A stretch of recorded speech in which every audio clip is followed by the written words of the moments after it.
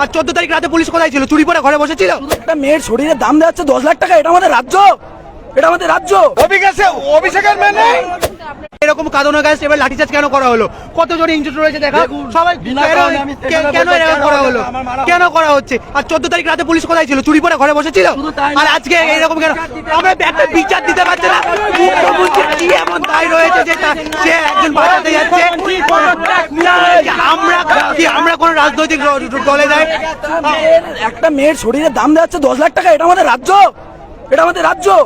ওনার বাড়ির মেয়ের আমরা 10 কোটি টাকা দেবো সবাই মিলে। শরীরটা দিক, শরীরটা দিক। আজকে আমাদের উপর যেভাবে অত্যাচার হয়েছে, যেভাবে কাঁদানোকে চলে যায়, 14 তারিখ রাতে কোথায় ছিল পুলিশ? কোথায় ছিল 14 তারিখ রাতে পুলিশ? আজকে ওর বাড়ির মেয়েকে যদি রেপ করে, সেটাই করতে চাইছে তো, ও সেটাই করতে চাইছে তো। ইন্ডিয়া ফ্ল্যাগ রয়েছে, তারপরও আমার গায়ে লাঠি চার্জ করেছে। কিসের জন্য? কিসের জন্য? অভিষেকের মেয়ে যে বলছে যে এখানে বিজেপি, টিএমসি এসব বিভিন্ন দল, এরা কি বিজেপি?